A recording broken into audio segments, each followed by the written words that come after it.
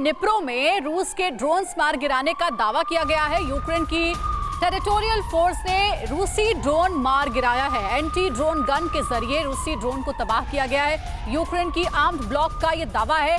2 रूसी ड्रोन मार गिराए गए हैं और तस्वीर भी जारी की गई है। देखिए यूक्रेन के सैनिक किस तरीके से रूसी ड्रोन को मार गिरा रहे हैं और रूसी ड्रोन जो इस वॉर में इस्तेमाल किए जा रहे हैं उसमें ईरान की तरफ से भी कई ड्रोन्स मिले हैं रूस को। जनरल चतुर्वेदी, ये अनकन्वेंशनल वॉरफेयर है, कम लागत की चीजों का इस्तेमाल करके ज्यादा से ज्यादा नुकसान पहुंचाने की कोशिश।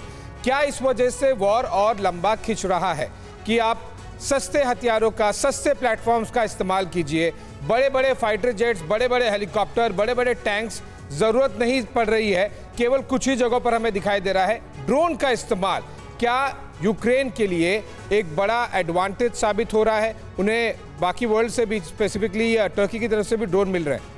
ये सिर्फ एक छोटे से बेडरूम से मशरूम की खेती करके महीने का 50,000 कमा रही हैं। मशरूम खेती सीखनी है तो फ्रीडम ऐप को अभी डाउनलोड कीजिए। ये ड्रोन वॉरफेयर जो कहलाया जा सकता है, अनकन्वेंशनल नहीं है, पार्ट ऑफ कन्वेंशनल वॉरफेयर हो गया है अब। क्योंकि ड्रोन्स दोनों सारी आजकल जो भी मॉडर्न आर्मीज हैं ये लोग यूज़ कर रहे हैं, आर्म फोर्सेस यूज़ कर रही हैं।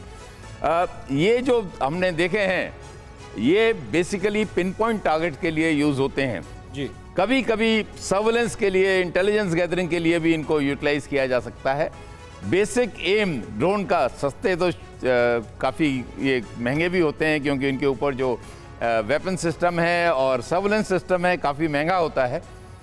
उसके बावजूद क्योंकि ह्यूमन कैजुअल्टीज बचाव होती हैं, कोई पायलट नहीं होता इसमें, केवल अनआर्म्ड ड्रोन्स हैं, तो इन चीज़ों को देखते हुए ये एक नया वॉरफेयर है। लेकिन मैं नहीं समझता कि ये अनकन्वेंशनल होगा, ये कन्वेंशनल के वॉरफेयर के हिस्सा है।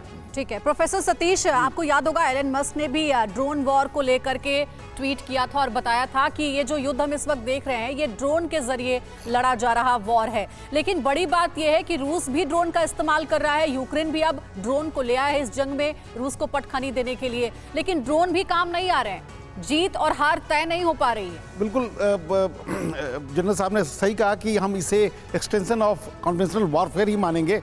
और दोनों तरफ से देखिए, अगर ड्रोन की भी हम बात करें, उसकी क्षमता की बात करें, तो यूक्रेन का पलड़ा भारी धीरे धीरे इसलिए पड़ेगा कि रूस के पास सीमित साधन हैं, जो उनके पास टेक्निक ड्रोन की है, वो जिसका वो उपयोग कर रहा है, वो दुनिया को दिखाई दे चुका है। लेकिन जो अमेरिका और बाकी यूरोपीय देशों के पास जो है, और वो जिस तरीके से यूक्रेन को सहायता कर रहे हैं, तो उसकी क्षमता उससे ज़्यादा है।